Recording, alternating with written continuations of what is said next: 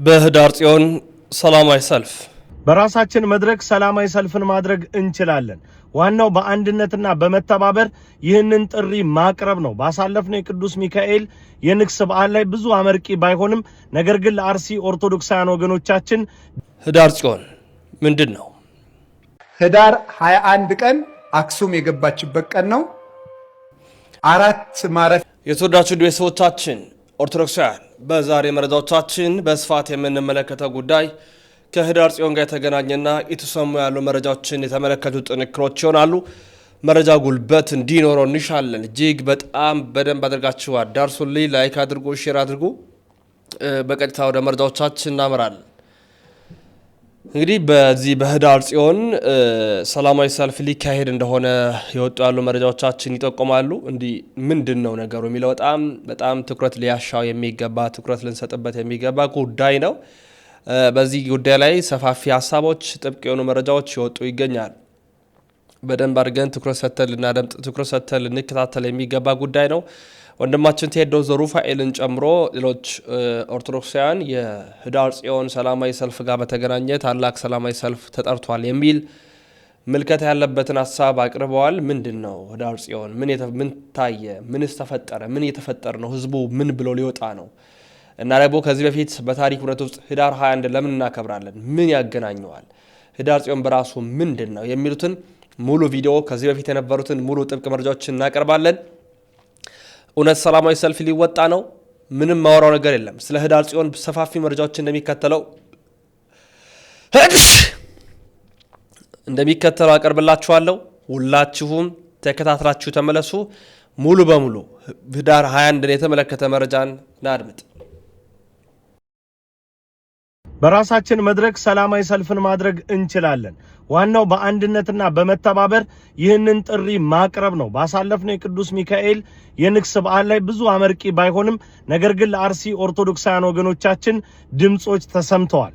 አሁንም ህዳር 21ን የእመቤታችን የቅድስት ድንግል ማርያምን የንግስ በዓል በመጠቀም ታቦት በሚዞርበት ወቅት የተመረጡትን አራት ጥሪዎች በጋራ በማሰማት ከአርሲ ኦርቶዶክሳውያን ወገኖቻችን ጎን መቆማችንንና ይህንን አጀንዳ አለመርሳታችንን በማስታወስ የበላይ አካላት አሁንም ቢሆን ስደትና መከራ እንዲሁም ሞት ላልቆመው የአርሲ ኦርቶዶክሳውያን ጉዳይ ትኩረት እንዲያደርጉ ማድረግ እንችላለን።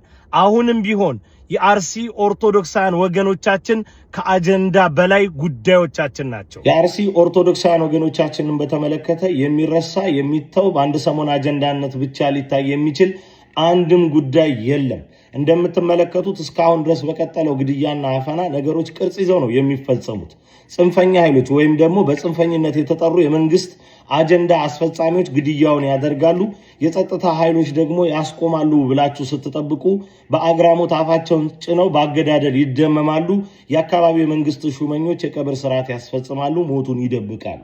እየሆነ ያለው ነገር ይህ ነው። ስለዚህ በዚህ ሁኔታ ውስጥ ሚዲያ ላይ በመጮህ ብቻ መፍትሄ አይመጣም። መሬት ላይ ወርዶ ስራዎችን መስራት ፍጹም ተገቢ ነው። የሚዲያውን ለመናቅ ፈልጌ ሳይሆን መሬት ላይ ግን ተራማጅ የሆነ እንቅስቃሴ ያስፈልጋል። እንደምታውቁት ጩኸታችንን አድምጦ ለተግባራዊነቱ የሚንቀሳቀስ አንድም የበላይ አካል ባለመኖሩ ጉዳዮች በዘገባ ብቻ መታለፍ አይጠበቅባቸውም።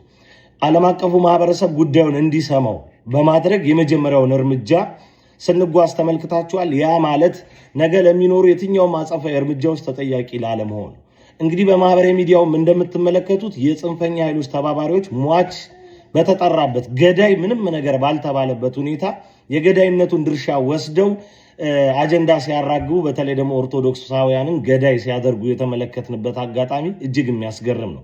ለማንኛውም የአርሲ ጉዳይ ፈጽሞ የሚረሳና የሚዘነጋ አይደለም። አጀንዳችን ዛሬም አርሲ ናት። ህዳር 21 ቀን እግዚአብሔር ለሙሴ በጣቱ ጽፎ ቀርጾ ባርኮ የሰጠው እስራኤልን 40 ዓመት የመራቻቸው አማሌቃውያንን በኃይሏ ያጠፋችላቸው ዮርዳኖስን በደረቅ ያሻገረቻቸው ዳጎንን የቀጠቀጠችላቸው ፍልስጤማውያንን አንቀጥቅጣ በምርኮ የተመለሰችላቸው እስራኤል ተማጽነው ጥያቄያቸው የሚመለስባት እግዚአብሔር ለሕዝቡ የሚገለጥባት እግዚአብሔር ከድንኳኑ ከታቦቱ ላይ ሆኖ ከእናንተ ጋር ነኝ የሚልባት እግዚአብሔር ከነሱ ጋር መሆኑን የሚያረጋግጡባት ታቦተ ጽዮን ዛሬ ህዳር 21 ቀን ኢትዮጵያ የገባችበት ቀን ነው ማለት ነው። እውነቱ ማለት ነው። ኢትዮጵያ ታቦተ ጽዮን የገባችው ንግሥት ሳባ መቅደስ ሰርታ የተቀበለቻት ወደ ኢትዮጵያ ያስገባቻት ዛሬ ነውና ጽዮንን ክበቧት። እንዲህ ያለችውን ታቦትማ ከባችሁ አመስግኗት። ታቦት ጣዖት ነው ይላል። እንዴት ጣዖት የሚሆን ሲባል ጣዖት ነው ይላል።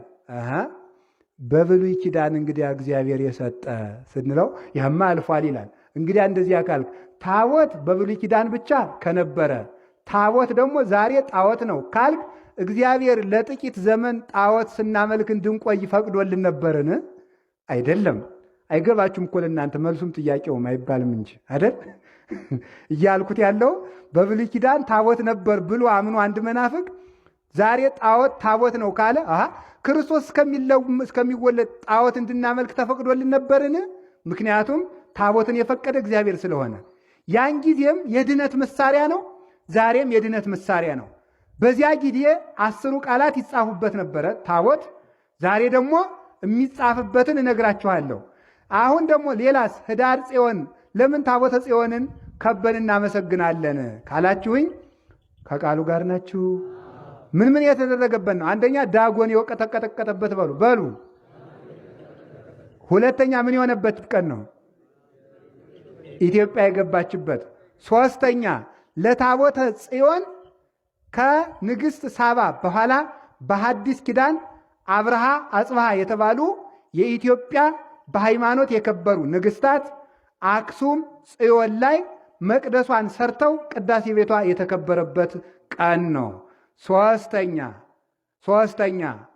ሶስተኛ ህዳር 21 ምን የተደረገበት ነው ካላችሁኝ በ9ኛው ክፍለ ዘመን በዮዲት ጉዲት ጊዜ ታቦተ ጽዮን ተሰዳ ዮዲት አክሱምን ስታቃጥል ታቦተ ጽዮን ወደ ዝዋይ ገዳም ተሰዳ ተመልሳ መቅደሷ ተሰርቶ የገባችበት ቀን ህዳር 21 ቀን ነው። በዚህ ቀን በጽዮን የሰበሰበን እግዚአብሔር የተመሰገነ ይሁን። አሁን አንድ ነገር ደግሞ ልነግራችሁ ነው። ጽዮንን ክበቧት በሉ እስቲ በሉ፣ አይዟችሁ በሉ።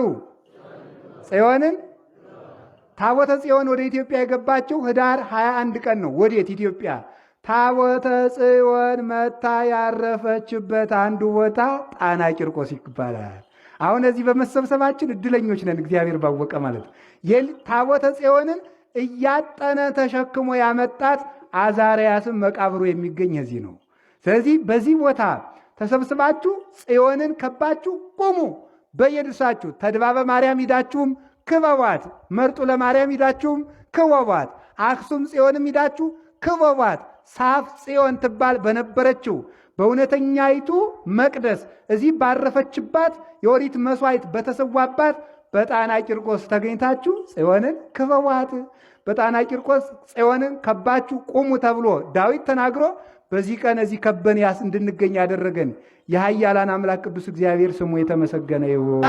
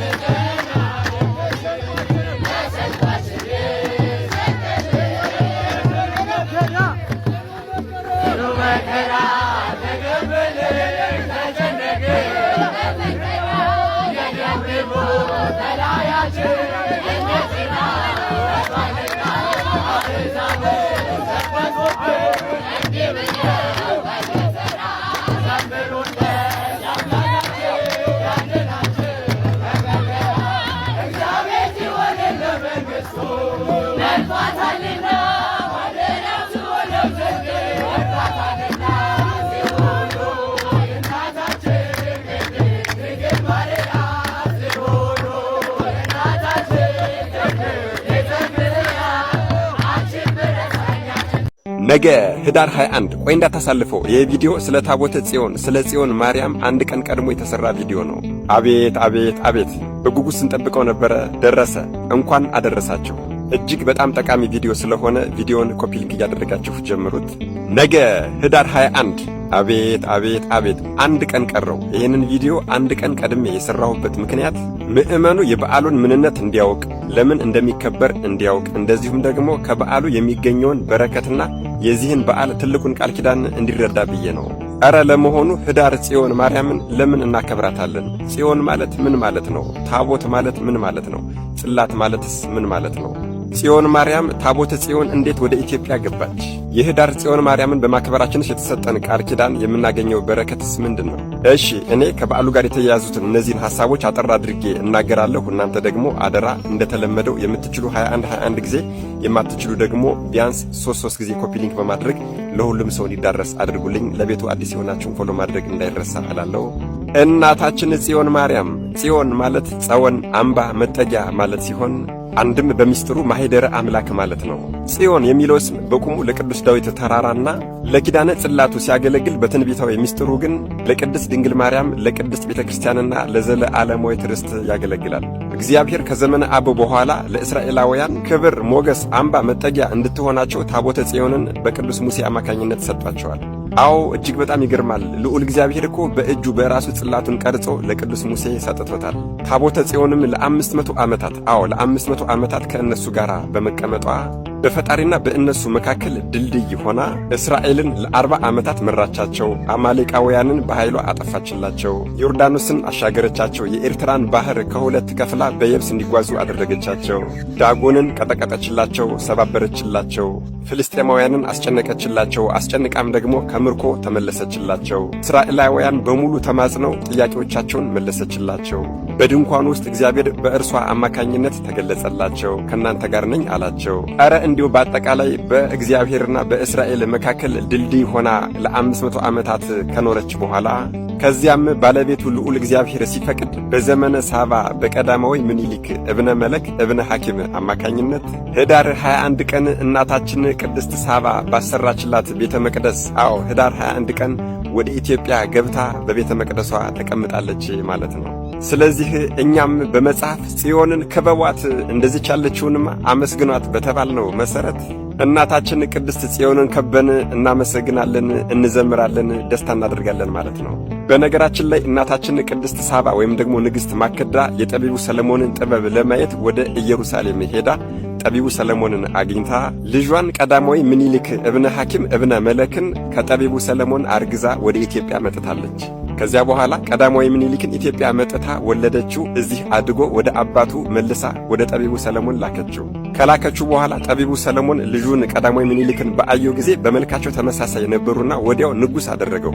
የእስራኤል ሰዎችም እንዴት ለሁለት ንጉሥ እንገዛለን ባሉ ጊዜ ጠቢቡና ንጉሡ ሰለሞንም ይህንን ልጅን ወደ አገሩ እንድልከው ከፈለጋችሁ ሁላችሁም የመጀመሪያ ልጃችሁን ስጡኝ አላቸው። እርሱም የእስራኤላውያንን የመጀመሪያ ልጆች ለቀዳማዊ ምኒልክ ሰጥቶ ወደ አገሩ ወደ ኢትዮጵያ ሊልከው እየተዘጋጀ እያለ ሊቀ መላእክት ቅዱስ ሚካኤል ከልዑል እግዚአብሔር ታዝዞ ለሊቀ ካህኑ ተገለጸለትና የታቦተ ጽዮንን ቤተ መቅደስ ታቦተ ጽዮን ያለችበትን ቤተ መቅደስ እኔ እከፍትልሃለሁ፣ አንተ ደግሞ ታቦተ ጽዮንን ይዘህ ከቀዳማዊ ምኒልክ ጋር ወደ ኢትዮጵያ አብረህ ሂድ አለው።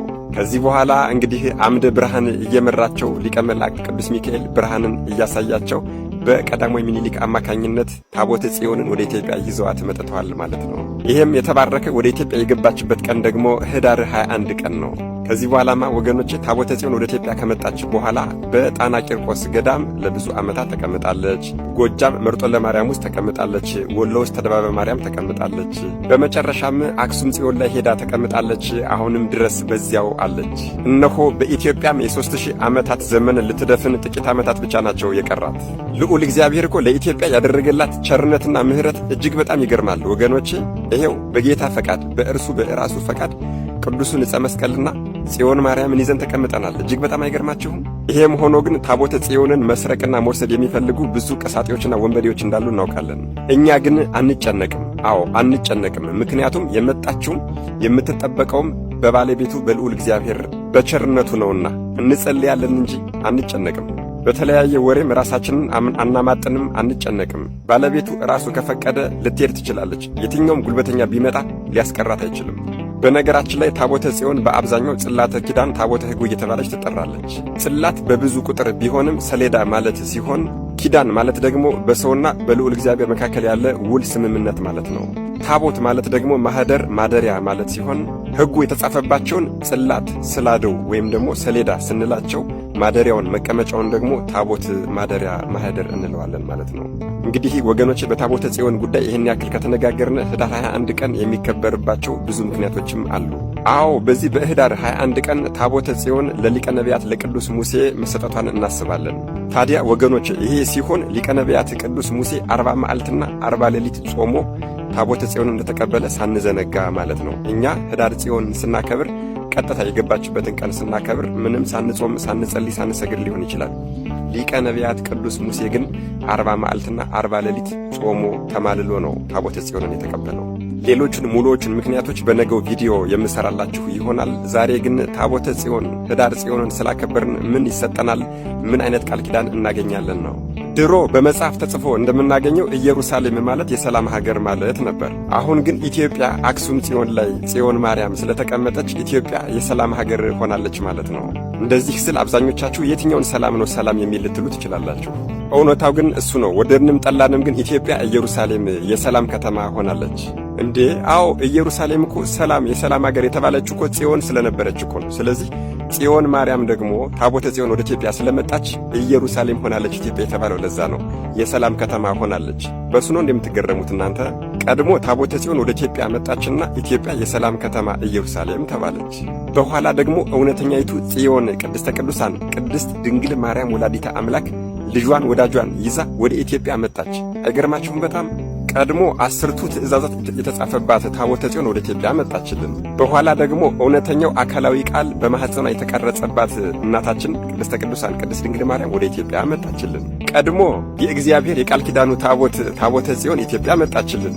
የእግዚአብሔር የቃል ኪዳኑ እናታችን ቅድስተ ቅዱሳን ቅድስት ድንግል ማርያም ደግሞ ኢትዮጵያ መጣችልን። ቀድሞ ከማይነቅዝ እንጨት የተቀረጸችው ታቦተ ጽዮን ኢትዮጵያ መጣችልን። በኋላ ደግሞ ሞት የማይለውጣት እናታችን ቅድስተ ቅዱሳን ቅድስት ድንግል ማርያም ኢትዮጵያ መጣችልን። ቀድሞ እስራኤላውያንን ከዓለት ላይ ውሃ እያፈለቀች ያጠጣቻቸው፣ መናን ከደመና ለ40 ዓመታት እያወረደች የመገበቻቸው፣ የኤርትራን ባህር የከፈለችላቸው፣ ዮርዳኖስን ባህር ያሻገረቻቸው የሕጉ ታቦተ ጽዮን ወደ ኢትዮጵያ ገባችልን። በኋላ ደግሞ የሕይወት እንጀራን የሕይወት ውሃን ያመጣችልን ዓለምን የፈጠረ መድኃኔዓለም ኢየሱስ ክርስቶስን በሆዷ የያዘችው እናታችን ቅድስተ ቅዱሳን ቅድስት ድንግል ማርያም ኢትዮጵያ መጣችልን። ቀድሞ ዳጎንን የቀጠቀጠችው ጽዮን ማርያም ኢትዮጵያ መጣችልን። በኋላ ደግሞ ሰይጣንን የቀጠቀጠችውና ያሳፈረችው እናታችን ቅድስተ ቅዱሳን ቅድስት ድንግል ማርያም ኢትዮጵያ መጣችልን።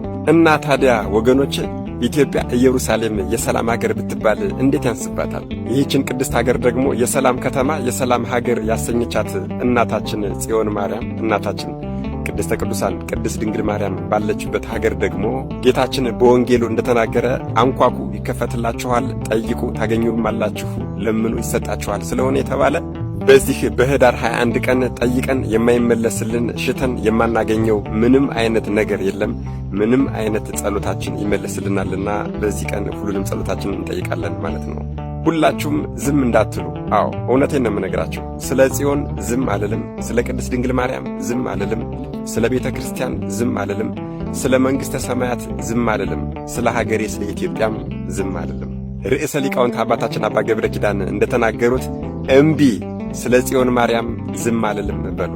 እንግዲህ ቀጣዩን ቪዲዮ ደግሞ በነገው ቪዲዮ ጠብቁኝ። ይህንን ቪዲዮ ቀድሜ አንድ ቀን የሰራሁት አደራ ሁሉም ሰው ተዳርሶት የበዓሉን ምንነት አውቆና ተደርቶ እንዲያከብረው ከማለት ነው። እንግዲህ ሁላችሁም ይሄ ቪዲዮ የደረሳችሁ የክርስትና ግዴታችሁን ተወጡ እላለሁ። መድኃኔዓለም ኢየሱስ ክርስቶስ ከበዓሉ ከሚገኘው በረከትና ረድኤት ያሳትፈን። አሜን። ይቆየን። አንድ ክርስቲያን ህዳር 21 የሚከበረውን የእናታችን የቅድስት ድንግል ማርያም ዓመታዊ ክብረ በዓል ለምን እንደሚከበር ማወቅና መረዳት አለበት። በስመ አብ ወወልድ ወመንፈስ ቅዱስ አሃዱ አምላክ አሜን። በሰማይም ያለው የእግዚአብሔር መቅደስ ተከፈተ፣ የኪዳኑም ታቦት በመቅደሱ ታየ። ራዕየ ዮሐንስ ምዕራፍ 11 ከቁጥር 19። ዘጸአት 25:10 ከግራፍ እንጨትም ታቦትን ሥራ፣ በውስጥና በውጭ ከጥሩ ወርቅ ለብጥበት። እንግዲህ ታቦቱን ከሰራ በኋላ እግዚአብሔር በታቦቱ ላይ ሆኖ ለሙሴ ያነጋግረው ነበር፣ ህዝቡንም እንዲሁ ይባረክ ነበር። ታዲያ አሁን እውነተኛው ታቦት ማናት ቢሉ እመቤታችን ቅድስት ድንግል ማርያም ናት። ከማይነክስ እንጨት ታቦቱን ስራ መባሉ እመቤታችን መርገመ ስጋ መርገመ ነፍስ እንደሌለባት የሚያሳይ ሲሆን በወርቅ ለብጠው መባሉ ደግሞ እመቤታችን ንጽሕት ቅድስት መሆኗን የሚያሳይ ነው ማለት ነው። ስለዚህ አካላዊው ቃል ያደረባት አምላክን በስጋ ተገልጦ ያየንባት የመዳናችን ምክንያት የምንላት በማህፀኗን ፍሬ ድነትን ያገኘንባት ድንቅ አማናዊ እውነተኛ ታቦት ማናት ቢሉ እናታችን ቅድስት ድንግል ማርያም ናት። ስለዚህ ህዳር 21 ጽዮን ማርያም ተብሎ የሚከበረው ስለምንድን ነው ቢሉ ታሪኩን አንደኛ ሳሙኤል ምዕራፍ 4 ላይ እንደምናገኘው ታቦተ ጽዮንን የተማረከችበት በተጨማሪም ታቦተ ጽዮን ወደ ሀገራችን ኢትዮጵያ ወደ አክሱም የመጣበት ዕለት መታሰቢያ ሆኖ ተከብሮ ይውላል ማለት ነው። የእናታችን የቅድስት ድንግል ማርያም በረከቷና ረድኤቷ በእኛ ላይ ይደርብን። ወስብሐት ለእግዚአብሔር። ቆይ